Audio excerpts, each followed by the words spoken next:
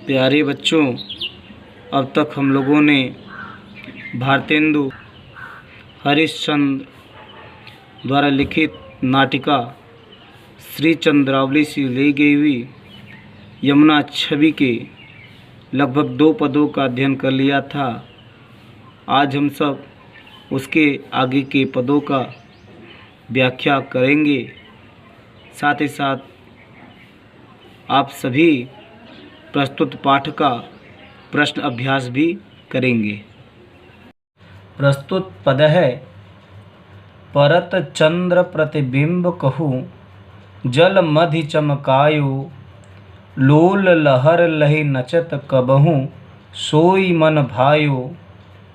मनु हरि दर्शन हेत, चंद्र जल बसत सुहायो, कै तरंग कर मुकुर लिए, शोभित छवि छायो।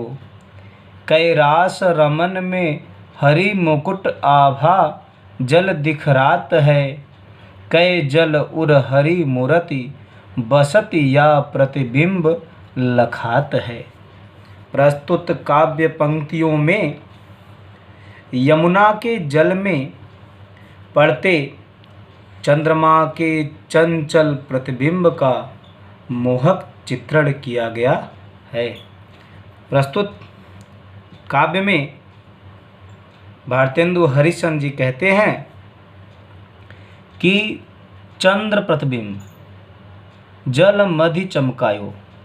चंद्र का अर्थ है चंद्रमा, परत का अर्थ है पड़ता है, प्रतिबिंब का अर्थ है परछाई, जल मधि मधि का अर्थ मध्य बीच, चमकायो का अर्थ चमक रहा है।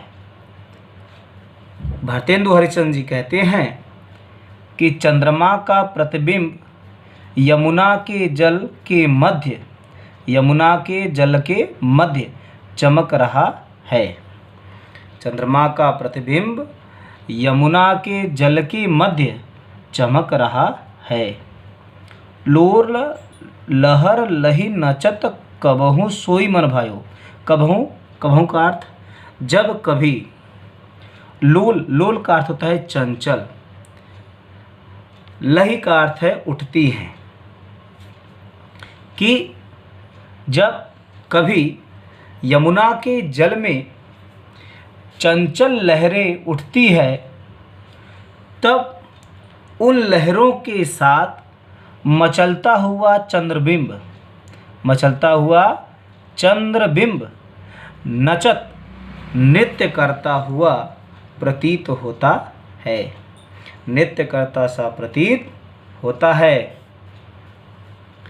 सोई मन भाव, यह अनुपम दृश्य मन को रोचक लगता है, अच्छा लगता है। मनु हरि दर्शन हेत, चंद्र जल बसत सुहायो।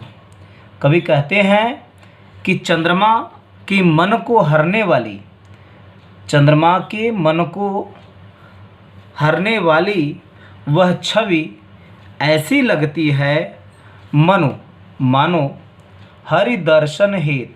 हरि का अर्थ है भगवान विष्णु, दर्शन का अर्थ दर्शन के लिए, हेत का अर्थ के लिए। मानो भगवान विष्णु का दर्शन करने के लिए जल वसत, वह जल में उतर आया हो। कौन जल में उतर आया हो? चंद्रमा। मानो वह चंद्रमा भगवान विष्णु का दर्शन करने के लिए जल में उतर आया हो। कै, कै का अर्थ होता है अथवा।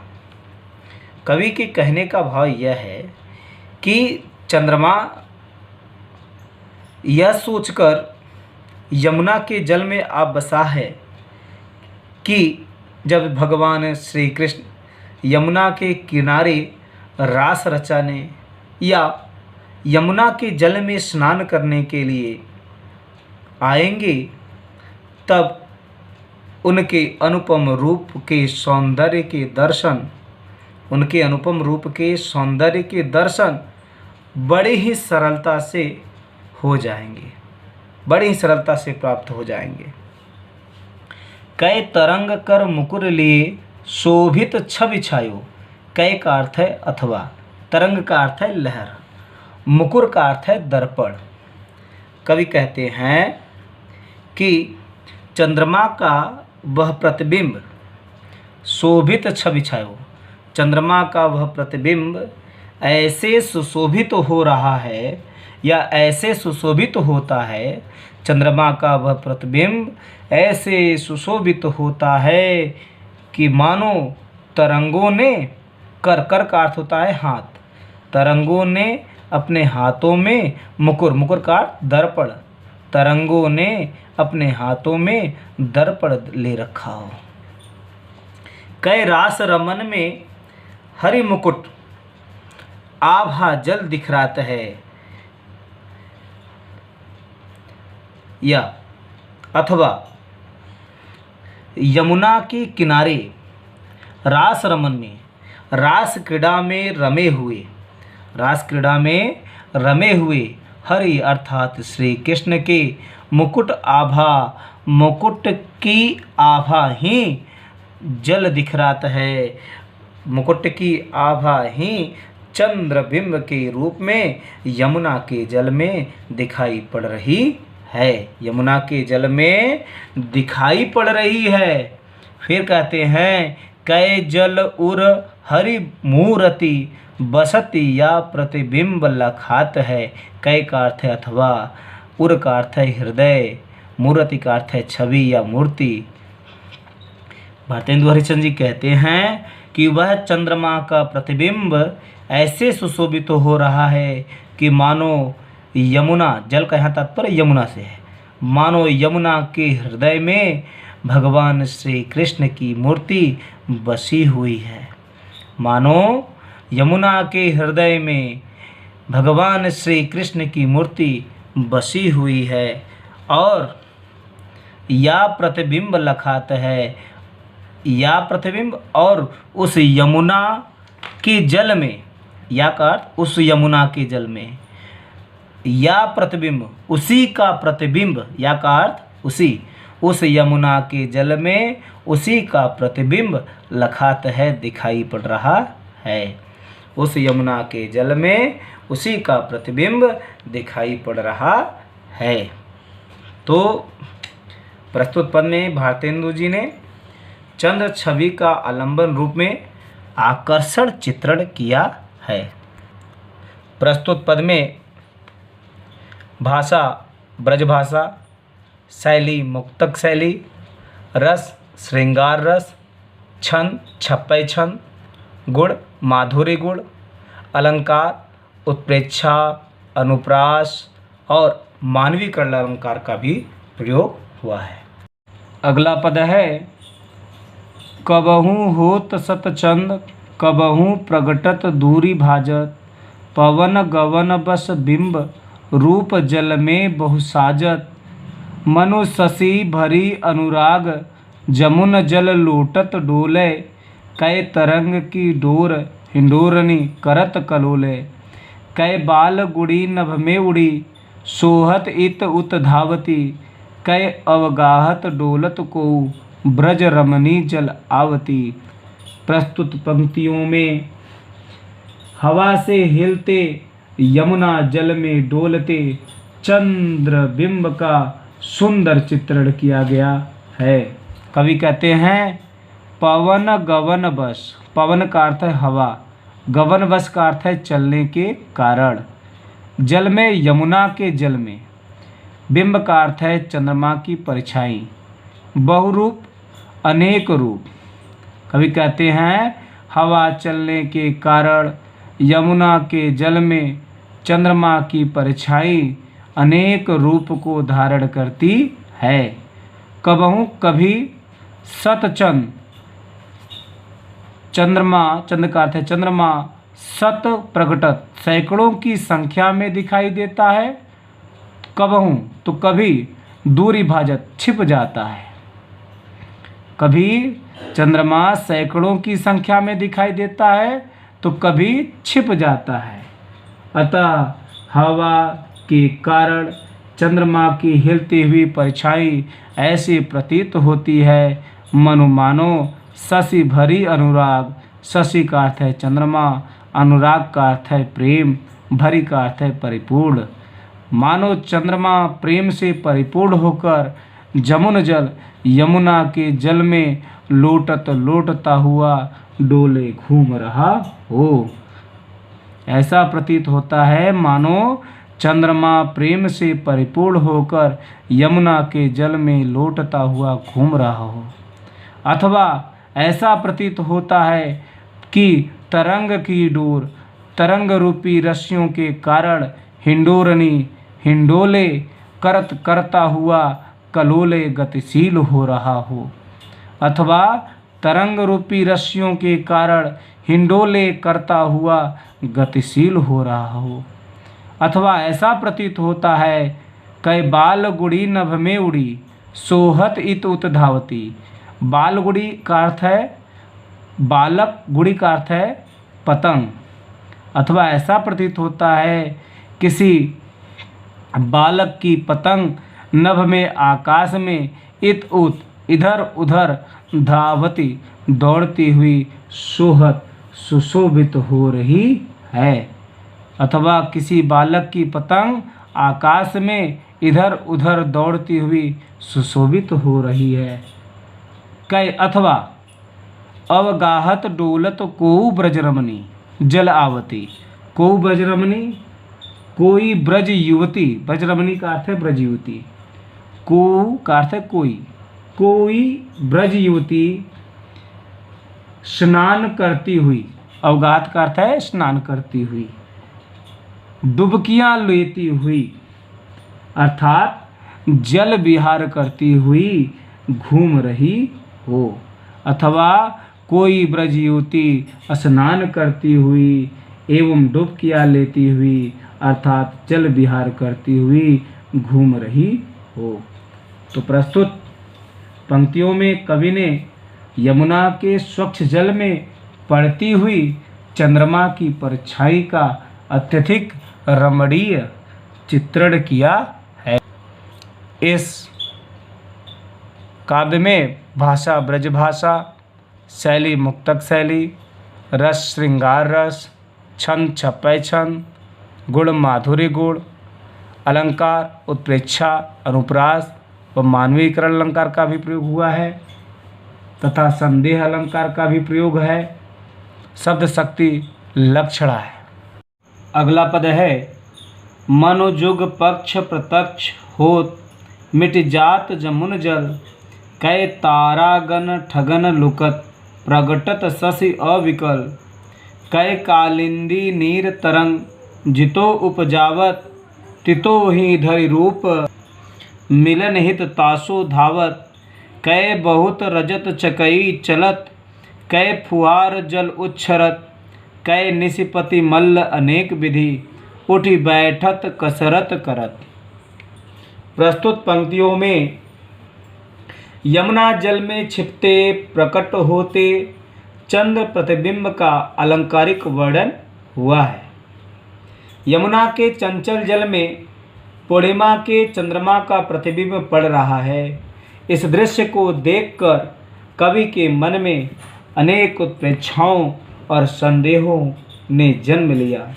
कवि को ऐसा प्रतीत होता है कि मानो जुग जुग का अर्थ है दो, पक्ष प्रत्यक्ष, पक्ष का अर्थ कृष्ण पक्ष, प्रत्यक्ष का शुक्ल पक्ष, दोनों पक्षों कृष्ण पक्ष और शुक्ल पक्ष जमुन जल यमुना के जल में मिट जात विलीन हो जाते हैं। कवि को ऐसा प्रतीत होता है मानो चंद्रमा दोनों पक्षों कृष्ण पक्ष और शुक्ल पक्ष में उदित होकर यमुना के जल में विलीन हो जाता है। कै का अर्थ अथवा ऐसा प्रतीत होता है कि तारागणों को ठगने के लिए अविकल शशि, अविकल का अर्थ है पूर्ण, शशि का अर्थ है चंद्रमा, पूर्ण चंद्रमा लुकत प्रकटत लुका छिपी कर रहा हो। अथवा तारागणों को ठगने के लिए पूर्ण चंद्रमा लुका छिपी कर रहा हो। कै कालिंदी नीर तरंग, कालिंदी का अर्थ है यमुना, नीर का अर्थ है जल, तरंग का अर्थ है लहर, जितो का अर्थ है जितने, उपजावत का अर्थ है प्रकट करती है। तितनों का अर्थ है उतना ही, धरि रूप रूप धारण करके, मिलन हित मिलने को, तासो उससे, धावत दौड़ पड़ता है। अथवा कवि को ऐसा प्रतीत होता है कि मानो यमुना अपने जल में जितने लहरें प्रकट करती है, मानो यमुना अपने जल में जितनी लहरें प्रकट करती है, चंद्रमा उतने ही रूप धारण करके उससे मिलने के लिए दौड़ पड़ता है। अथवा कवि को ऐसा प्रतीत होता है, बहु रजत चकई चलत, रजत का अर्थ है चांदी की, चकई का अर्थ है एक गोल खिलौना, अथवा जल के भीतर अनेक चांदी की चकई चल रही है। कई अथवा जल की फुहारें उठ रही हैं, जल की फुहारें उठ रही हैं। कई अथवा कवि को ऐसा प्रतीत होता है कि मानो निष्पति मल्ल, चंद्रमा रूपी पहलवान, अनेक विधि अनेक प्रकार की उठी हुई बैठत कसरत करत, उठने बैठने आदि विभिन्न प्रकार की व्यायाम कर रहा है। विभिन्न प्रकार की क्या कर रहा है? व्यायाम कर रहा है।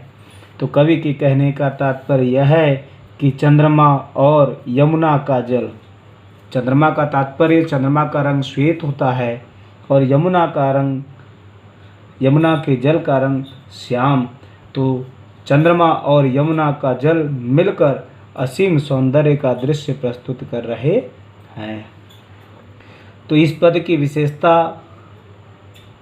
प्रकृति का आलंबर रूप में है। इस पद में भाषा ब्रज भाषा, शैली मुक्तक शैली, रस श्रृंगार रस, छंद छप्पय छंद, गुण माधुर्य, अलंकार उत्प्रेक्षा, अनुप्रास, रूपक, संदेह, मानवीकरण अलंकार का प्रयोग हुआ है तथा शब्द शक्ति लक्षणा है। कूजत कहूँ कलहंस, कहूँ मज्जत पारावत, कहूँ कारंडव उड़त, कहूँ जल कुक्कुट धावत, चक्रवाक कहूँ बसत, कहूँ बक ध्यान लगावत, सुख पिक जल कहूँ पियत, कहूँ भ्रमरावली गावत, कहूँ तट पर नाचत मोर, बहु रोर विविध पक्षी करत, जल पान नहान करि सुख भरे, तट शोभा सब जिय धरत। प्रस्तुत काव्य पंक्तियों में यमुना के किनारे अथवा उसके जल में विहार करते विविध पक्षियों की मनोरम शोभा का वर्णन किया गया है। भारतेंदु हरिश्चंद्र जी कहते हैं कि यमुना के जल में कहूँ कलहंस कूजत, कहूँ कहीं पर कलहंस राजहंस कूजत कूजते हुए विहार कर रहे हैं, तो कहूँ कहीं पारावात कबूतरों का समूह मज्जत स्नान कर रहा है। कहूँ कारंडव उड़त, कहूँ कहीं पर कारंडव नामक हंस उड़ते हुए दिखाई पड़ते हैं, तो कहूँ कहीं पर जल कुक्कुट जल मुर्गा भी धावत दौड़ लगाती हुई दृष्टिगत होती है, दौड़ लगाती हुई दृष्टिगत होती है। चक्रवाक कहूँ कहीं पर चक्रवाक के जोड़े जल विहार करते हुए दिखाई देते हैं, तो कहूँ कहीं मछलियाँ पकड़ने के लिए एक टांग पर बकुले ध्यान लगाते हुए दिखाई पड़ते हैं। कहूँ सुख पिक जल, सुख का अर्थ है तोता, पिक का अर्थ है कोयल। कहीं पर तोते और कोयल जल पीते हुए दिखाई पड़ रहे हैं, तो कहूँ कहीं यमुना जल में खिलते कमल समूहों पर भ्रमरावली भौरों की पंक्तियाँ गुन करके गावत गा रही हैं। कहूँ तट पर नाचत मोर, तट पर यमुना के किनारे यहाँ वहाँ सब मोर नृत्य कर रहे हैं और विविध पक्षी, विविध आकार प्रकार के पक्षी बड़ी संख्या में मिलकर रोर करत, रोर का अर्थ है कलरव, करत का अर्थ कर रहे हैं। विविध आकार प्रकार के पक्षी बड़ी संख्या में मिलकर कलरव कर रहे हैं। इस प्रकार यमुना का जल, जलपान नहान, पान का अर्थ है पीते, नहान का अर्थ है स्नान करते। इस प्रकार यमुना का जल पीते और उसमें स्नान करते पक्षी सब प्रकार का सुख पाते हुए तट शोभा, यमुना तट की शोभा को बढ़ा रहे हैं। कवि भारतेंदु हरिश्चंद्र जी कहते हैं कि यमुना की उस शोभा को मैंने जिय धरत अपने मन में धारण कर लिया है। यमुना की उस शोभा को मैंने अपने मन में धारण कर लिया है। प्रस्तुत पंक्ति में काव्य में भाषा ब्रजभाषा, शैली मुक्तक, अलंकार अनुप्रास, रस शांतरस, छंद छप्पय, गुण माधुर्य और शब्द शक्ति अभिधा का प्रयोग हुआ है।